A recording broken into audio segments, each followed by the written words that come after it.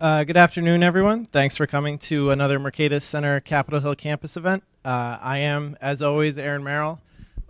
We here at the Mercatus Center like to think of ourselves as bridging the realms of academia and the policy world and putting ideas into action.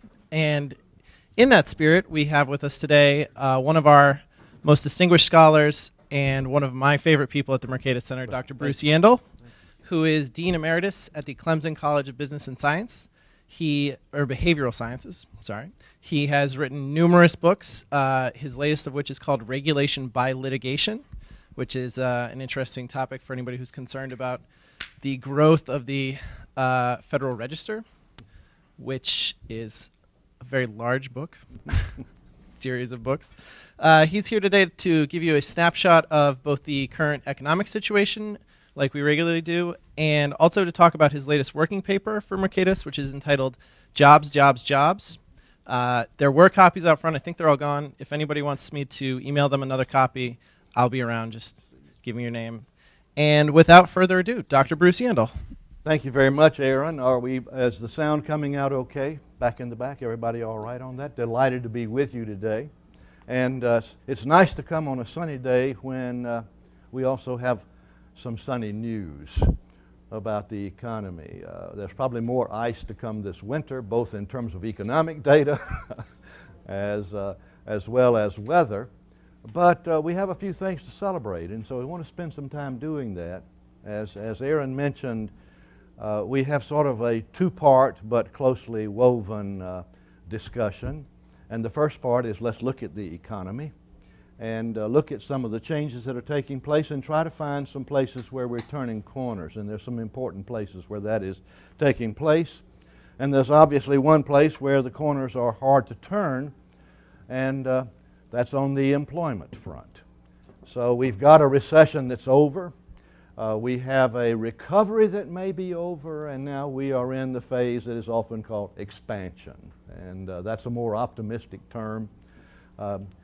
In other words, if you put it in the analogy of somebody who's been in the hospital and they were then in the recovery room and now they're out and getting back on their legs again. And that's what we're seeing as we look at some data. We want to first talk about what I call the great American bread machine, because quite often we forget how massive our economy is.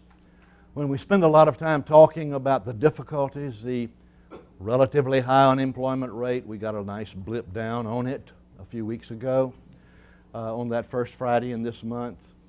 When you're looking at all the difficulties, sometimes you overlook how powerful this thing is. And we have 9% unemployment now as conventionally measured. And so that means we have 91% employment as conventionally measured. And you can pick at that number lots of ways. But something as large and as massive as this economy, when 91% of the people seeking work have jobs, is producing a huge amount of wealth and a huge amount of income. And sometimes we forget how massive this is. And so let's hit a few high points. This is a chart of the top 40 countries in the world in terms of population. I've left India and China off because if we put those bars in, we'd have a hard time seeing some of these others.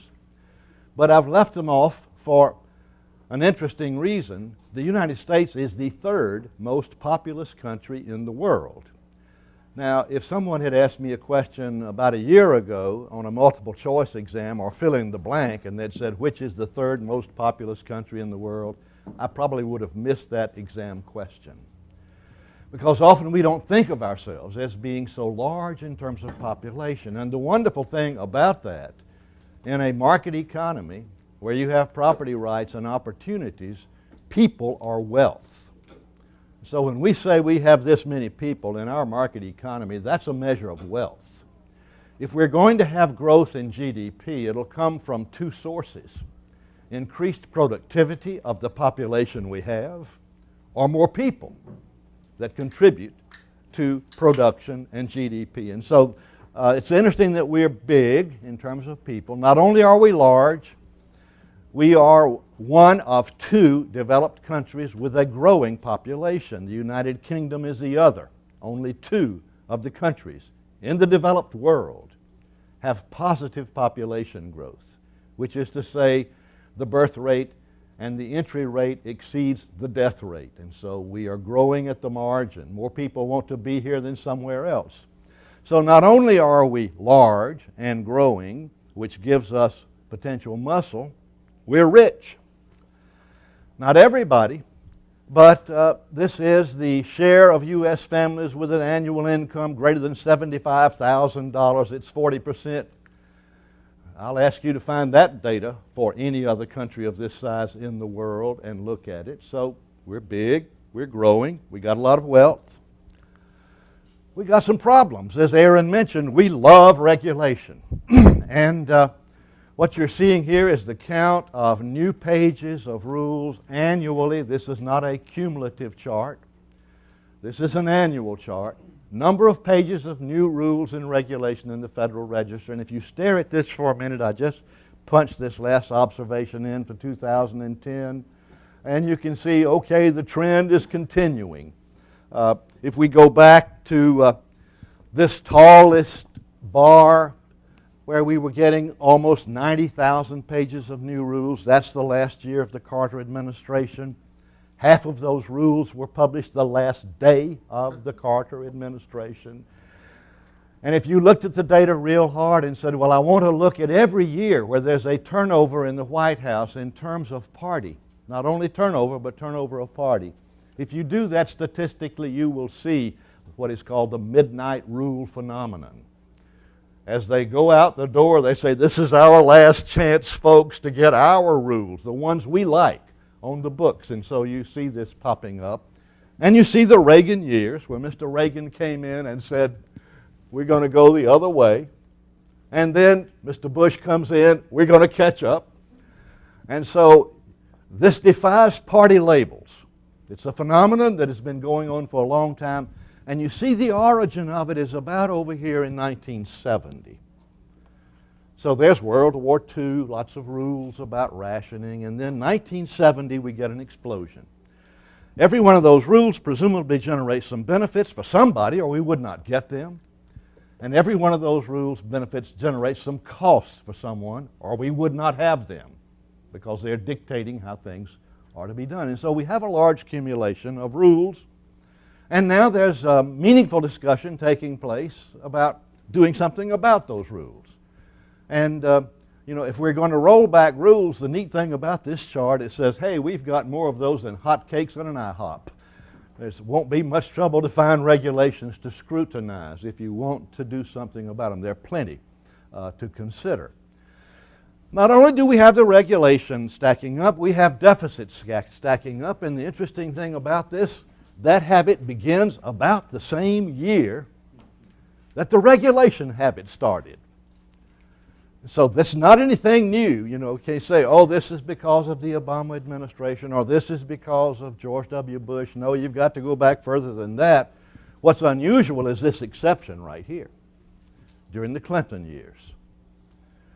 But other than the exception, the trip downhill starts about 1970. And so as a people, we decided to write a lot of rules, and we also decided to borrow a lot of money so that we could build a higher level of consumption at all levels. And you can see World War II back there, and here's the current deficit. It makes the deficit associated with fighting World War II look pretty pale. So we've got regulations, we've got deficits. When you weave that and a lot of other stuff in, this is growth in real GDP. Going back to 1948 and coming forward. And I've put a trend line in it just so that if you had any doubts, it's telling us, hey folks, we're going downhill in terms of growth. And when you have deficits and you have regulation and you're trying to improve, the way you pay for it is with production, real growth. And so the prospects are not real good for suddenly getting real bright on the growth side. But it's wonderful that we have positive growth. If you played with this data a little bit, guess what? you would see that the downhill trip really begins about 1970. From 1948 up till 1970, it's sort of flat in terms of GDP growth. It's more erratic. We hit 1970 and we start going downhill with a fairly calm growth path. And so I don't know what happened in 1970. I think we could speculate on lots of things that happened in terms of our culture and our history. It's a rich period that a lot of people are certainly exploring. We know something about the results, that we generated a new nation and a new culture in a way beginning in that period. And so this is the great American bread machine. And in a sense, this is like going to the doctor and getting a cardiogram and saying, that's what it looks like, folks. Your heart isn't beating as hard as it did at one time. And now let's see if there's something we can do that will make it stronger. But let's look at some good news. There are two indicators of economic activity, broad economic activity for our nation. They come out monthly. Most federal data comes out quarterly on the national economy, GDP data, for example. The Institute for Supply Chain Management turns out an indicator. They turn out two every month. One is for manufacturing. That's the one on the left. The other is for everything else. Call that services. Everything else is about 75% of our GDP. Manufacturing is about 25%. And so the everything else economy is the important one. The magic number is 50. Anytime these values are greater than 50, that's 54. Anytime these values are greater than 50, we have an expanding economy. The manufacturing economy has been expanding since December of 2009. Now, it's a bumpy path, but all of those values are greater than 50. Manufacturing is the locomotive that is pulling our economy in this expansion phase.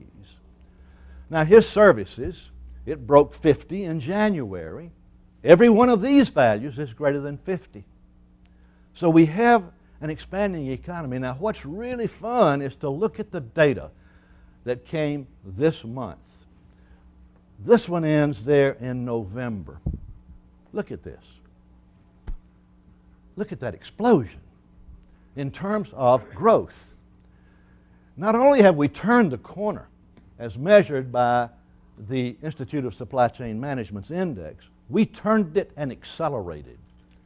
Let's look back, just so that you can have something to fasten your seatbelt about. What we're adding is one observation. Whammo. So manufacturing has turned the corner. 69% of the manufacturing sectors are now hiring labor.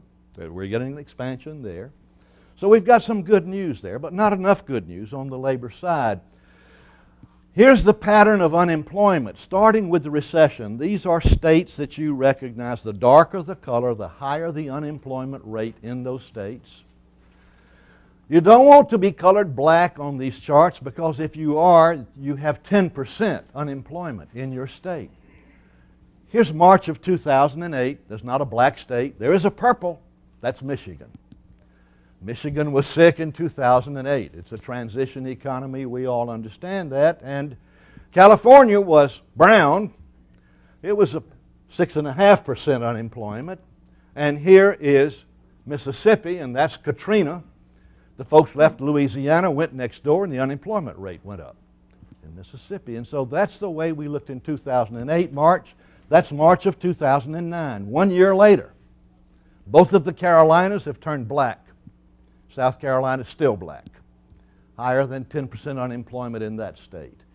Michigan went from purple to black, and most everything east of the Mississippi River turned dark. High unemployment. And you see those states over there that are kind of orange and golden, they're still pumping iron. Well, I mean, they're really pumping oil and gas and ethanol and brains. Those are the states that have the highest educational attainment in our country, those square states out there. And as you come forward, here's June of 2010. They're still bright out there where the brains are located in our country. And as we keep going, here we are, December. Let's get back. December is the most recent data. But something that I just got this chart yesterday, and this next one, I was so proud to get it. I got it from Mark Vittner, who is the senior economist with Wells Fargo. And Mark was showing me some things, and I said, I've just got to copy this one. Because it's the first time I've seen a chart that gives us county unemployment rates. This is for December. Every county in the United States. Now, if you look at this, you will find your home county, wherever it is up here. But the darker the color, 12.5% unemployment by counties. All right, now you can see California and Oregon, Nevada, how it's shaping up. They're those golden states. In other words, the economy is recovering from the inside out. Very low unemployment, and not a lot of people in some of those states. Very low unemployment, but it's the middle that's getting healthy, that's pulling the rest of us. In terms of employment, the manufacturing states are over here. It's manufacturing that's pulling the engine, but we still have low employment growth in that sector.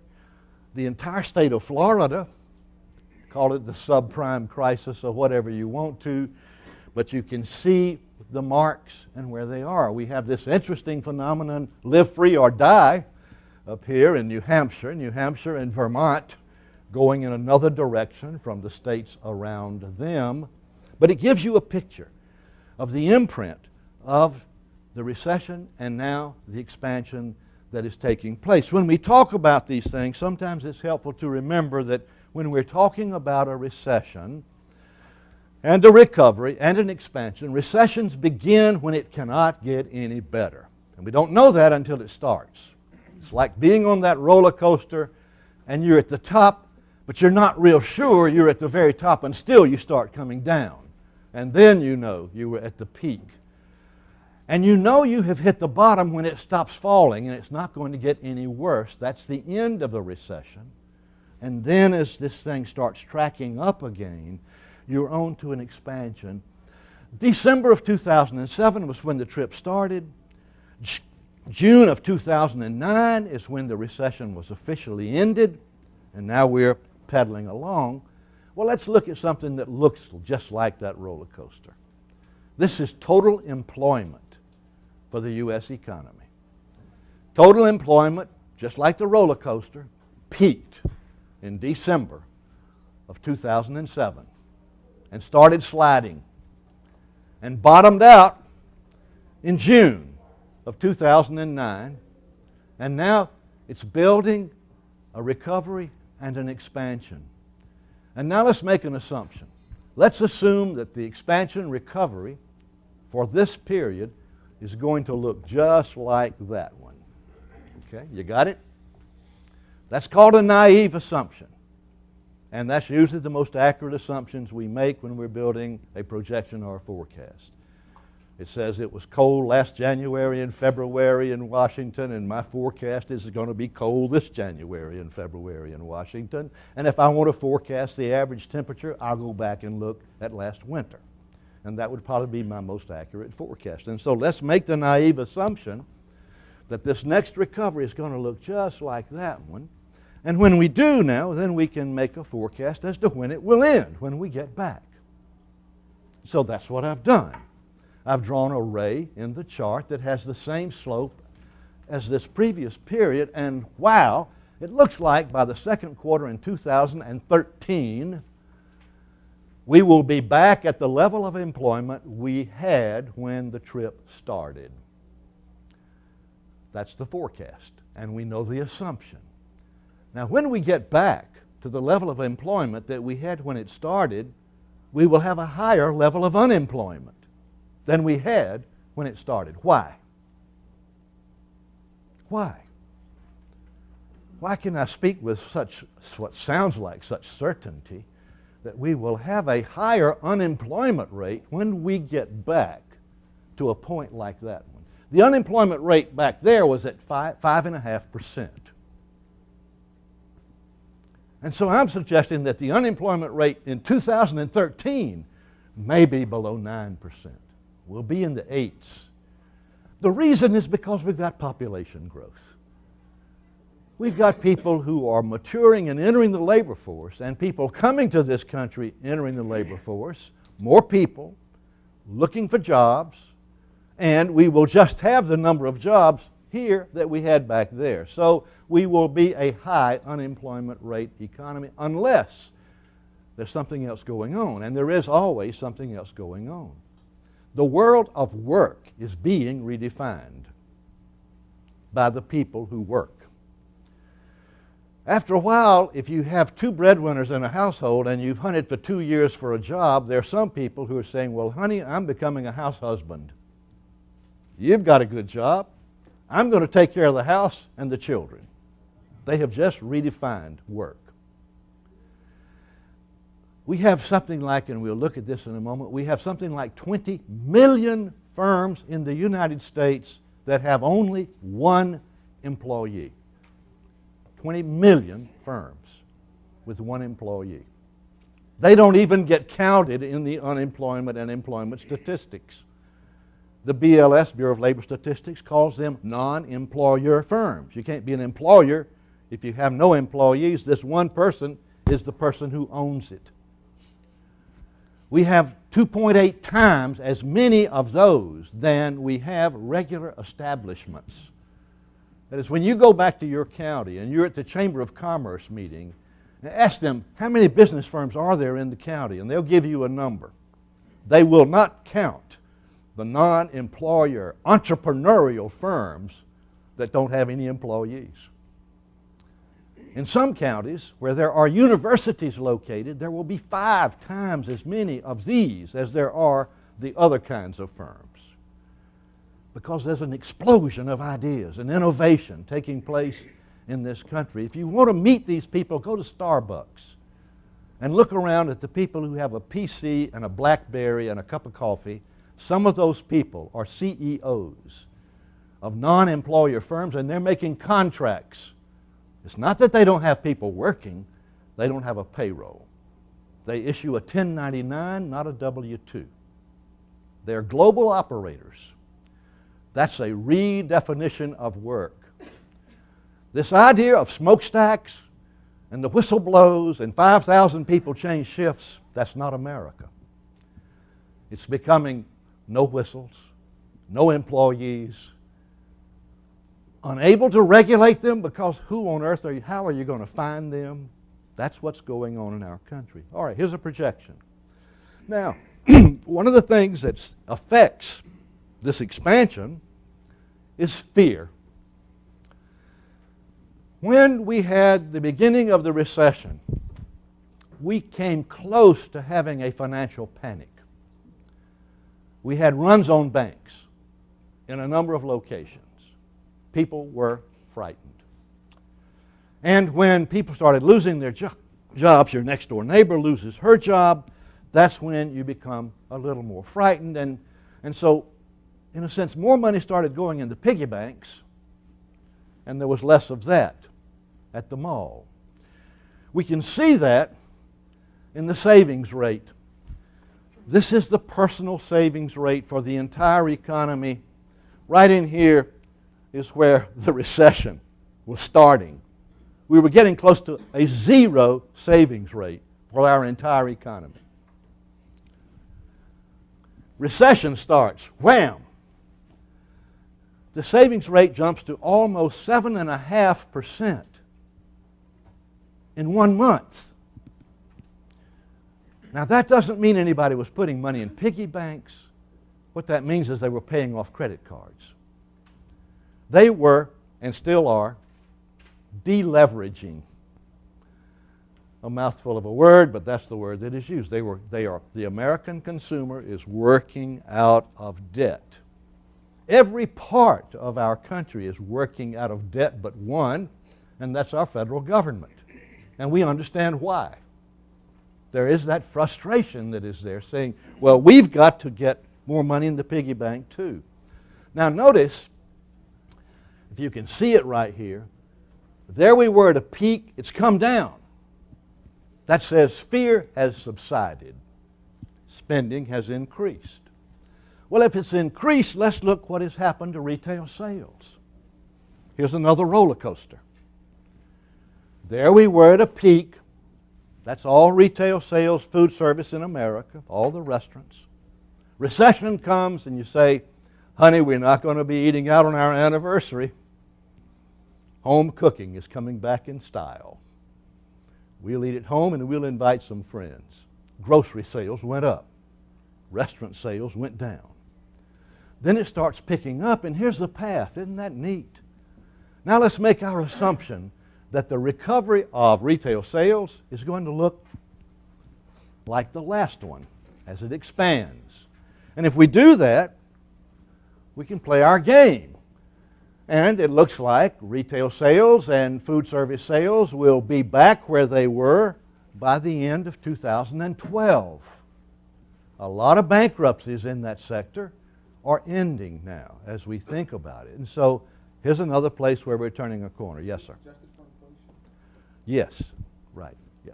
So this will give you another naive assumption about what we can expect for some sectors.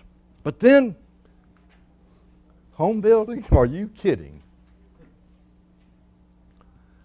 I heard a presentation Tuesday night on the national economy looking at home building data.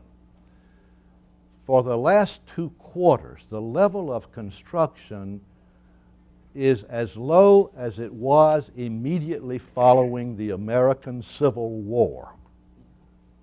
That is, we have not seen data that low since 1865. Now, why? Because as we look back at the whole recent history, the collapse of the financial sector, we all know, is related to a massive expansion of the housing sector.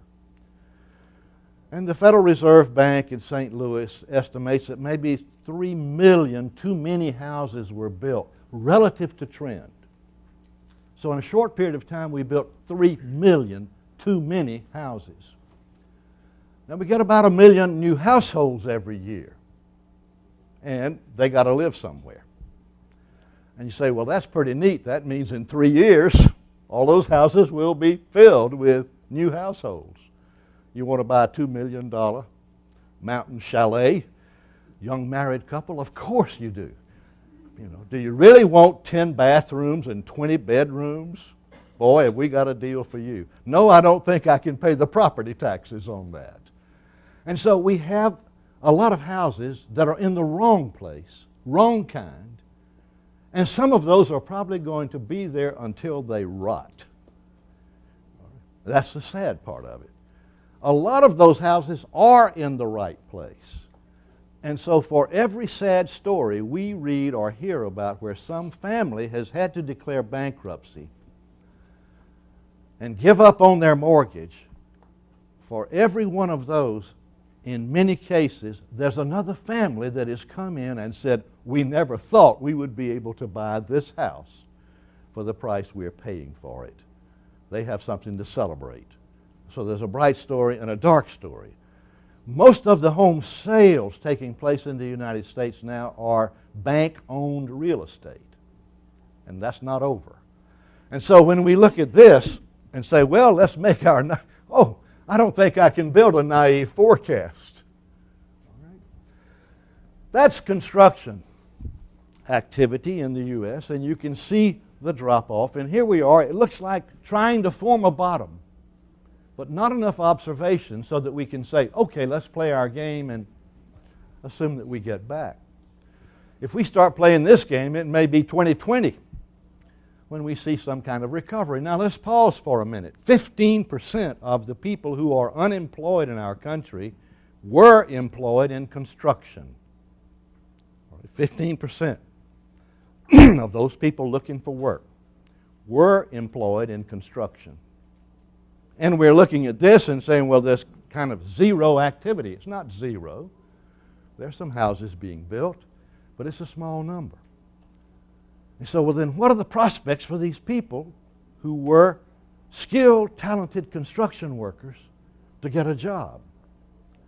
Most of the 15% unemployed construction workers lack traditional educational credentials. They were skilled brick masons or skilled masonry people or skilled drywall people or carpenters.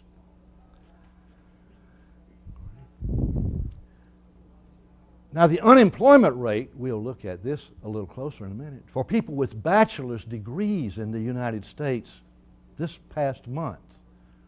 Anybody want to guess what the unemployment rate for people 25 years old or older with a bachelor's degree in our country? 4%. You're a little low. 4.4. We have an employment crisis. Can you believe that? Have you heard anybody giving a speech on the floor of the Senate or House saying we have an employment crisis in our country?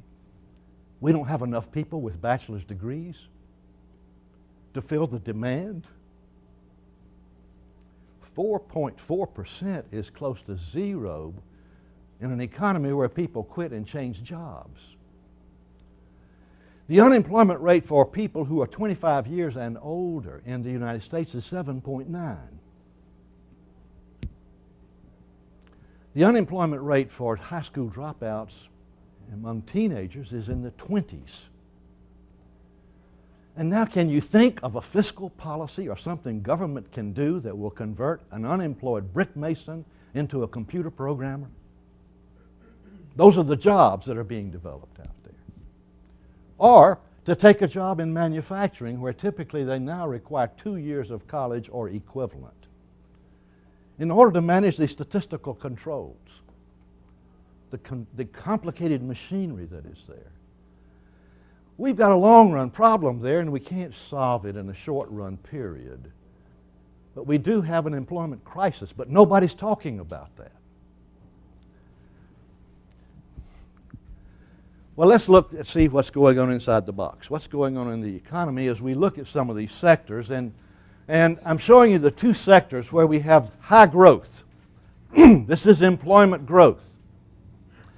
Two sectors, professional and business services, that's the hottest sector in our economy, and it was before the trip downhill. That includes all of the professions other than medical. That's the so-called knowledge economy. Those are the lawyers, those are the accountants, those are the financial analysts. Those are also the temporary help firms. Health and education, a lot of our stimulus went into schools and hospitals. Bailout made it Medicaid. So a lot of stimulus hit that sector, and you see the growth. Construction still losing. This was through October. Construction still losing, and it still is. Little bit of nudge in manufacturing. Information, don't worry too much about that unless you were in that sector and lost your job. Those are newspapers and libraries and radio stations and TV stations. That's the information sector. Not a large number of people employed there, but every one of them is a real person. And so you can see what is happening in terms of turning corners. And you can see where the corners have not been turned in terms of that employment. And sometimes when we talk about this changing economy, there's a refrain that often you can hear in the background saying, we don't manufacture anything in our country anymore. And what I'm showing you here is manufacturing output data from 1919 forward. There's our recession. The best fitting curve is an exponential growth curve. We are still the world's largest manufacturer. But in a way, nobody works there. Sure, there are people working in manufacturing, but it is a diminishing number. High productivity. It takes about $1 million in capital to add one worker in a modern manufacturing plant now. But it's still growing. I think I've told you, some of you who may have been here in the past, Dot and I live in a house that's right on the railroad tracks in Clemson, South Carolina. We like trains. There are about 20 of them that pass our house in a 24-hour period. You wouldn't want to live in our house if you didn't like trains. But I like them for lots of reasons, and one is I look at the number of cars on the train. I don't count them with any degree of accuracy, but I watch closely enough to see if the trains are getting longer. They're getting longer, going in both directions. Our imports and our exports are increasing. And what do you see on those trains? Huge machines. You don't see any men's dress shirts, stuff that they sell at Walmart. You don't see much of that on those trains that are going. Huge machinery. You and I hardly ever buy a 500 horsepower compressor or a room full of servers that are backing up computer systems. And when we go shopping, we don't see anything that seems to be made in America. And so the average person thinks we no longer manufacture. We are manufacturing more than ever with fewer and fewer people, and it's requiring a more sophisticated workforce, and that's one of the barriers that we're bumping into with employment. Now, quick summary about 2011, just in terms of the big number. This is GDP growth. I'm showing you some GDP growth forecasts for 2011 going back to October. The reason I'm doing this is so that you can see how pessimism turned into optimism among the forecasters. Back in October, the International Monetary Fund said for America 2.3%, Economy.com 2.7%. Federal Reserve Board was the optimist in the group. National Business Economists Association, Wachovia, Bank of America, and then suddenly in December, wow, these things start exploding. What happened in December? What do you suppose caused the forecasters to revise these things upward? The United States Congress maintained the tax cuts, and the United States Congress also cut the employment tax. That was the big play. It was so big that every major forecaster nudged the estimate for this year. And so in a sense, another corner was turned. But now let's talk about jobs. And where are they? You have this report that I turned out in January, jobs, jobs, jobs. Where do they come from?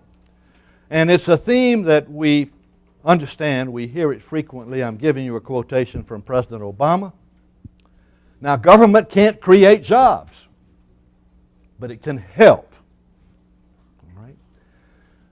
Create the conditions for small businesses to grow and thrive. All right? These are three newly elected governors. Our first task, our highest priority is jobs, Colorado's governor. Too many Oklahomans are unemployed, underemployed. We're going to focus on policies that create jobs. Magic wand. Create jobs. Here's the governor of Florida. Everybody wants to accelerate the creation of jobs, and so where do jobs come from is the question that I'm posing and addressing in this report. Where do they come from? In the report, I recount a little bit of my personal history. I was in a private business for 15 years. Prior to starting in an academic world, I ran a business that was headquartered in Atlanta. And it was a small business. We had fewer than 50 employees, right at 50. That size business in America creates, this is job creation. All right. This is 40%. Firms with fewer than 99 create about 45% of all the jobs in America. My firm was right in here. In America today, firms of that size, 50, produce about 36% of the jobs. Much of our discussion about policy is talking to these guys. That's General Motors, that's Chrysler, and that's Toyota, and that's Datsun, and Nissan, and 1,000 or more employees. Those are the big guys. They don't create many jobs. They're pikers in the job creation business. And so I was there in this business in Atlanta. And you can believe, maybe many of you have been employed in such a business or maybe own such a business. When you are in that little world, you know everybody that works there very well. Many of them are your neighbors, or they go to the same church you go to, or they're kinfolks. And you're real proud when you hire one new person. That's a big deal when you've got about 40 people working and you hire another person. You think a long time before hiring another person. Why? One of the saddest things you will ever do in your life is to fire someone who is a good employee, but business falls off and you can't afford to pay them anymore. I've done that at Christmas. I don't ever want to do that again, anytime, particularly at Christmas. So when you have the bitter experience of laying people off, you are very careful about putting them on. Now we're talking about small businesses in America. That's where the job creation is going to come from. In order for them to get their courage up, what do they need? Certainty. Are things really turning around, or is this the result of stimulus? Is this cash clunkers that's causing business to be? Is this first-time home build buyers? Or is this the real thing? When you know it's the real thing, then you might contemplating adding another person. But even then, where do jobs come from? They come from your customers. They're the ones that pay for everything. So you've got to have that customer. You've got to have that demand out there. And then you say, can I afford to hire another person? 30% of the cost of hiring another person is fringe benefits. And so when we look and say, well, good lands, can't you afford to pay the wages? That's not all of it. Fringe benefit costs enter in. And so the new person has to produce enough additional income to pay their wages, the fringe benefit cost, and to contribute to the profit of the firm. And so that's part of the story. But we also know that jobs can be created other ways. When I was a young guy, I was living in Wilmington, North Carolina. My family moved there in 1936. I remember sitting on a wall watching men turning over bricks in the streets in Wilmington, North Carolina. Wilmington at that time had a lot of cobblestone streets and a lot of streets that were paved with bricks. And I would watch these people coming in, working all day, turning over bricks. And here I'm a young child. I can't figure out what in the world is going on. And I asked my mother. She always told me the truth. I said, why are these people turning over bricks? And she said, there's a side that hasn't been used. And there's slick on the other side. And when it rains, it's kind of dangerous. And that still wasn't very satisfying to me as I thought about these people turning over bricks. That was a part of public works administration. Mr. Roosevelt first started with welfare. Give them a check. And Mr. Roosevelt then said, no, people lose their dignity if they're not working, and they moved to workfare. There in the middle of the 1930s. Now, as a child, we made some trips, and I also saw CCC workers building camps, building highways. The Blue Ridge Highway that runs through the Appalachian Train was built during that period. That made more sense to me than turning over the bricks. But what a child could not see was, what was the opportunity cost? Every one of those jobs was going to have to be paid for with future tax money. And so in a sense, there were other jobs that would not be created because we were creating those jobs. That's the problem that is referred to as the problem of the seen and the unseen. We could see the results of the Public Works Administration programs, but we can't see the other stuff that might have happened as this economy was putting itself back together. But we know that we can make work. And Mr. Roosevelt thought it was far better to make work than to make checks to send to people. And so there they were, turning over bricks. Now, there are other things that we can do to create jobs. There's a massive project taking place in front of my house. It's a $3 million stimulus project. The stimulus project is for the purpose of replacing the train bridge, the trestle. The end result will be the addition of one additional left turn lane. They're taking out what would be the supports in the middle of the bridge. So it's $3 million. Huge amount of real work going on. Good jobs taking place. So we can do that. But then there's a question of, will those be sustainable jobs? And so that then gets to be the question. And there are times where we may just want to create jobs. But then there gets to be a question of, will they be sustainable? What happens when we stop? Now, in the last few years, we've had programs where we sort of thought, well, if we can just pump it up, by the time we have to let the air out of it, the real economy will have picked up, and lo and behold, the gears will mesh just perfectly. Every state in America is grappling with the result of that right now, where stimulus money came to the states, and the argument was made that this will last for a few years. We'll put it into our teacher program, or we'll put it into our health care program, and then things are going to turn around, and we will replace this temporary money with real money. What's happened? It didn't turn around fast enough. South Carolina has a 17.5% shortfall in this year's budget. $400 million of that is stimulus money that came in, and it's gone. Now there's a hole. And so, the difficulty is doing something that will be sustainable. Now, I mentioned fringe benefit costs. What we are not seeing in our economy is an increase in wages. Wages are not going up.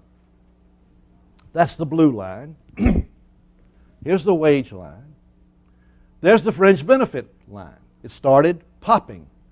Much of that is driven by health care. Not the new health care, the old health care, because we don't know the effect of the new. But so fringe benefit costs, you see they were exploding back there in 2004, 2005, and then they were moving at about the same rate. This is growth rates as wages, but now they're popping out.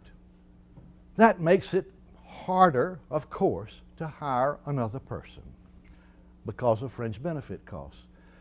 Now I'm showing you where we've had, that is where the jobs come from. I'm showing you maps of growth in employment by state, and the lighter the color, the higher the growth. You can look at your state and see what it is. All of these yellows and umber colors and so forth are negative. The blues are positive. Don't have a lot of blue states.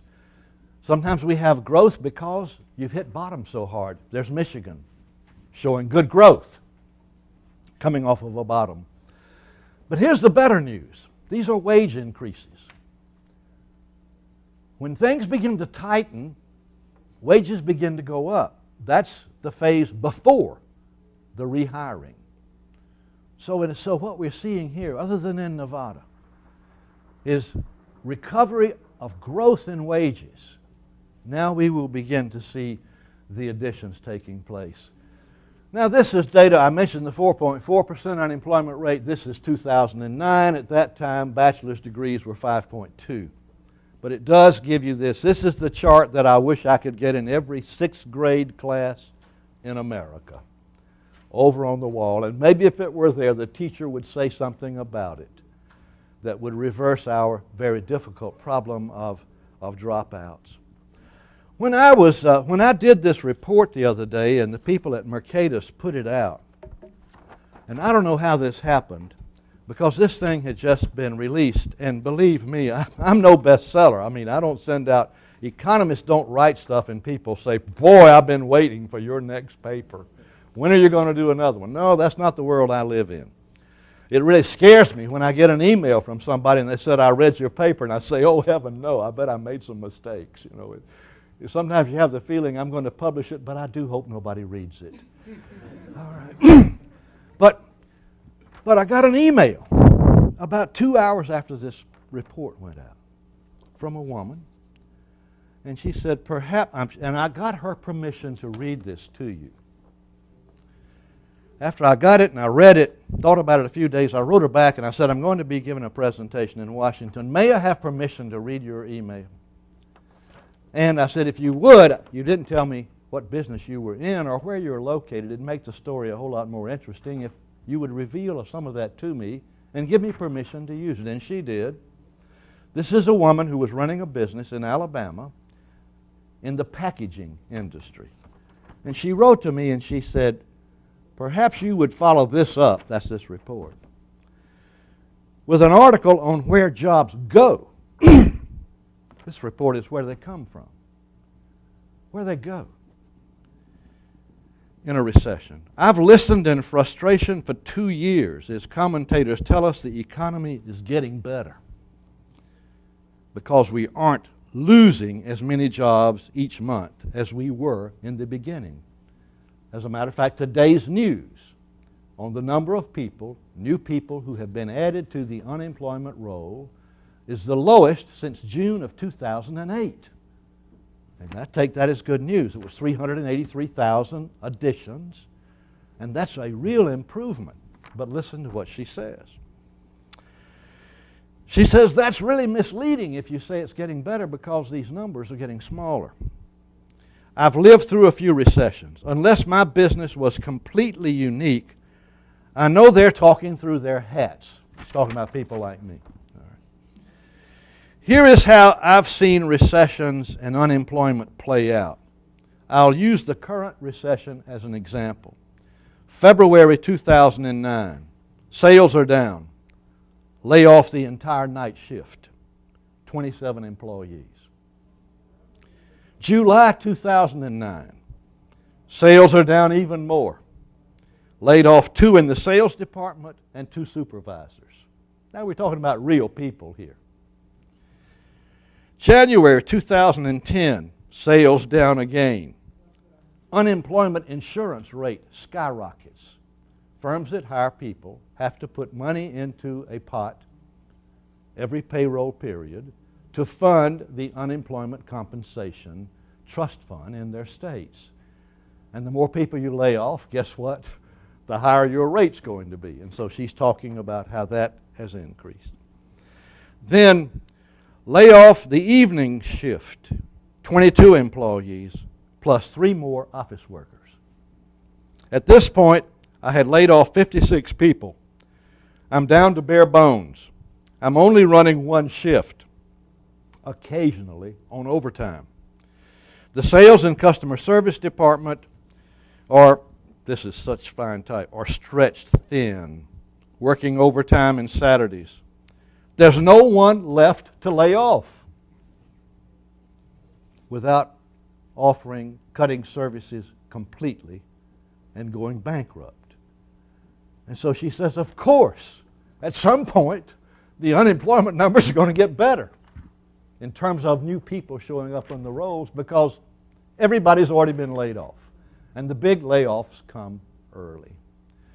So this is just, one email from a real person out there, but giving us a little bit of information that we might not have had about what it's like when you're sort of out there in the trenches and she's looking for reality if she can find it. Now, I talk with a lot of university students in my life, and it's one of the great pleasures that anybody who's associated with a university or has been that you have. And I was having dinner with 6 graduating seniors from Presbyterian College. It's located in Clinton, South Carolina. Last week I was over there giving a talk. Went out to dinner, had a wonderful Mexican dinner with these students. They were all graduating, and we were talking about jobs. Now, every one of these people had a plan upon graduation, every one of the 6. One of them, a woman, was starting a fascinating business. She said, I just decided to start my own business.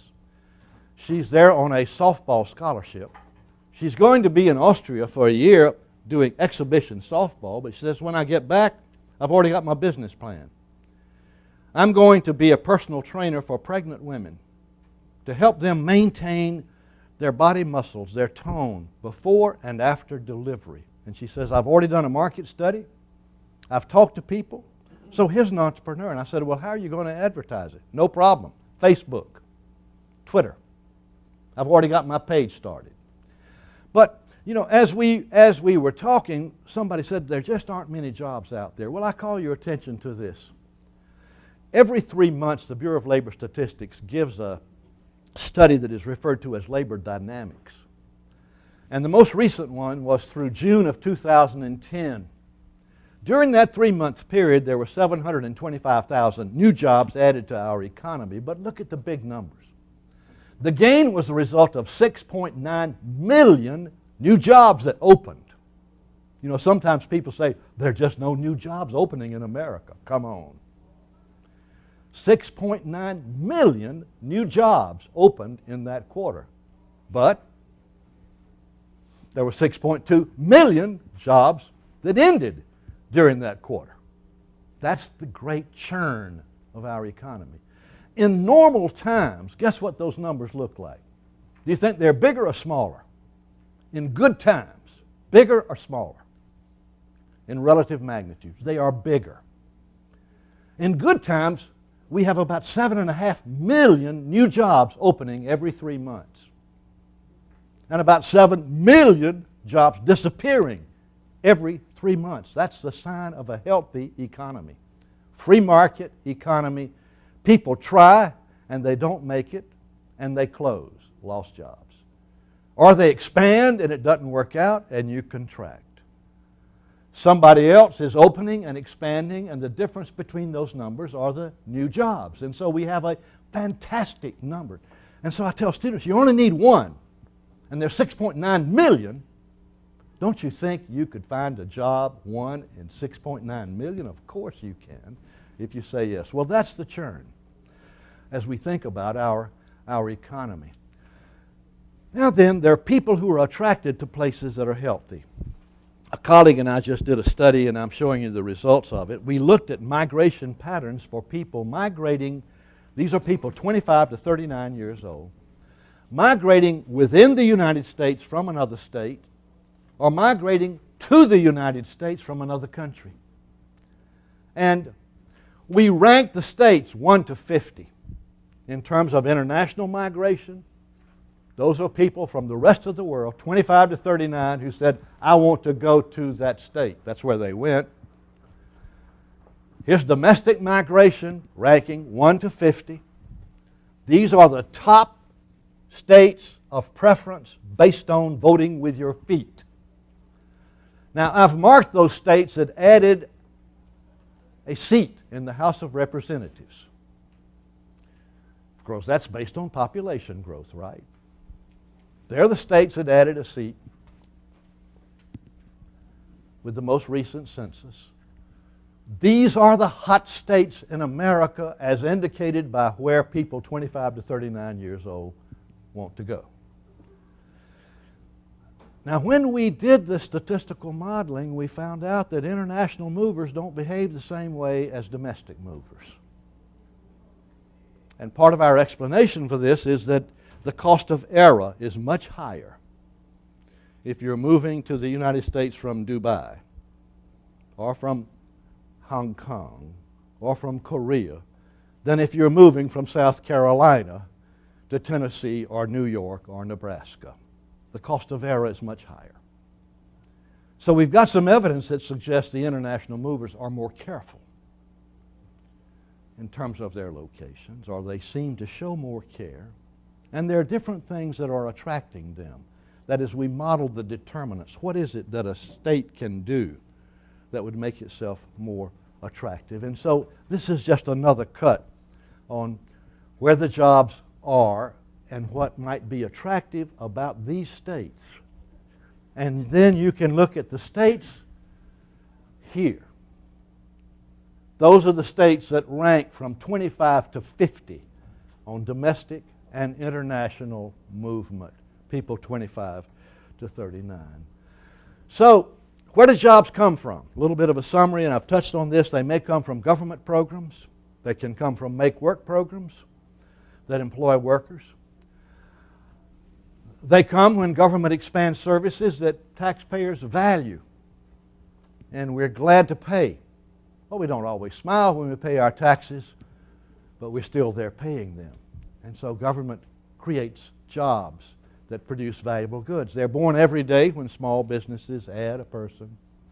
And they're created when individuals decide to start a business for themselves. Some are temporary. Some can be sustained. And this is just giving you a little bit of a recap on that. And what determines the pace? I've touched on that. Economy is growing. People are coming. People are optimistic. They're spending again. The pace quickens when there's more long-term certainty about taxes and regulation. And so, as Mr. Obama says, we can do things that will increase certainty, that will change the environment to turn it into optimism. And what can government do to boost private employment? I've touched on that. Let me move forward and stop here. And isn't that a beautiful shot? I thought I was going to see it last night when I saw the light snow coming down over on N Street where I'm staying. As I was walking to Bertucci's to have a good pizza, there was a light sprinkling coming down. But let me stop now and see if there are questions or things that you wished I'd talked about that I didn't. Yes, sir. Hi, my question was about the, there's been a lot of talk lately about trying to lower the corporate income tax rate. And looking at the figures on which size companies create the most jobs, how much would lowering the income tax rate actually affect the job situation? The question is the corporate income tax, and we rank kind of high in the great scheme of things. The Mr. Obama State of the Union address was loaded with content that talks about American competitiveness and so forth. We're not competitive in terms of income taxes among developed countries. We're not the highest, but we are up there, near the top, in terms of income tax, corporation income tax. And whether you are a small business or large, generally speaking, you are using the corporate form. My business was a corporation. I started a business with two buddies. We ran it out of my basement. We had 3 people. We incorporated. So if we made profits, we paid the corporate rate. And so the corporate rate is a rather inclusive number in terms of these firms. And so it matters in the sense that the corporate rate, we pay corporate taxes, then it's reducing what is left that you could use to buy capital to expand your business. There's some pretty good studies on that. They're rather persuasive that say get it down and try to be competitive with other parts of the world. There's a lot of talk about whatever the number is. $2 trillion, I think, was the number Mr. Obama gave in his speech to the Chamber of Commerce 2 days ago. Money that is in the coffers of corporations. And, sort of the shaking a finger, why don't you spend that money and hire some people? Most of that $2 trillion is not in the United States. The corporations have it in their accounts, but it's in their accounts in other countries. That is, you've got companies like General Electric that does more business elsewhere than here. And so GE in China or in Europe is earning high profits, higher than here. And the money is in their accounting system there. If they were to hire some more workers, guess where they would be? They would be hiring workers in China or in Europe, where you have a very high rate of return. They've got growth rates that are far better than ours. And so it's not quite as simple as thinking America is a fortress and we've got bank accounts with unused money. Here in America, let's start loosening it up. That's true for part of it. The reason the money doesn't come back is because of the corporate income tax. To get it back, you got to pay taxes. And so the incentive is keep it away. Anytime we want something to go away in our country, we put taxes on it. We put high taxes on tobacco products. We put high taxes on alcoholic beverages. And we put high taxes on profits. And the result is similar. They tend to go away, go to a different address, not necessarily disappear. Another question. I heard somebody say, if you ask that man a question, I'll strangle you. All right. All right. But anybody else? Yes, ma'am. In looking at the upcoming trade agreements, Yes. how do they affect jobs? There's some. It looks like there's some thought that NAFTA and other trade agreements didn't benefit the country in terms of jobs. Yeah, it's a mixed bag. That is, NAFTA is definitely a mixed bag. There were pretty good forecasts that were made by the International Trade Commission when NAFTA was being negotiated, and they were able to identify where the job losses would be in the United States and where the gains would be. And generally speaking, in those trade agreements, once you identify what we might call the vulnerable sectors, sometimes you phase in the reductions in tariffs or changes in quota differently for those tender industries. Textiles and apparel was one, glass, as I recall, and cement was another. Those are three that I remember in the International Trade Commission study in terms of vulnerable industries. And so there was a long phase-in on textiles and apparel. It took years for the door to finally open all the way. And so, yes, there were job losses in industries, and then there were expansions in other industries. The net effect, if I remember, is a small positive, not a big positive. But the net effect that's more important is, if there's anything more important than having a job, is what happened to the average wealth of the American consumer and taxpayer, and it went up. That is, the gains from trade were present. The Mexican component of North American free trade did not blossom the way the optimistic forecasters said it would. Almost immediately after that was signed, there was the peso devaluation, instability in Mexico, serious problems, long recession. And so in a sense, that flower never bloomed the way it was expected. The flower that did bloom was with Canada. So the Canadian component of NAFTA blossomed very, very well. And textile producers in America were getting orders from Canadian firms, which they did not expect, for example. But that piece of it was good. Most of the time, we argue unblinkingly that allowing people who wish to trade with each other to do so is in the interest of everybody taken together, but there's also another old saw that goes with that where you say, don't worry about the difficulties that go with it. It'll all come out in the wash. But right now I think I'm in the third phase of the spin cycle. It's that kind of thing. There is a transition cost, and trying tenderly to work through those things. We've been pretty good at it.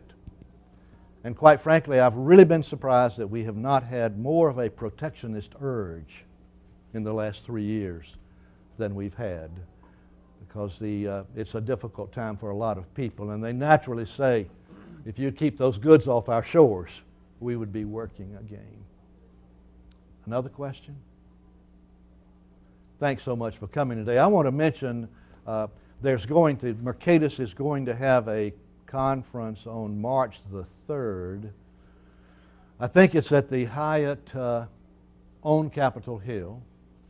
Starts at 8:30. You'll be getting a note on it. Runs through 1 o'clock, and it's going to be on regulation, regulatory reform, because it's a hot topic right now, as you all know.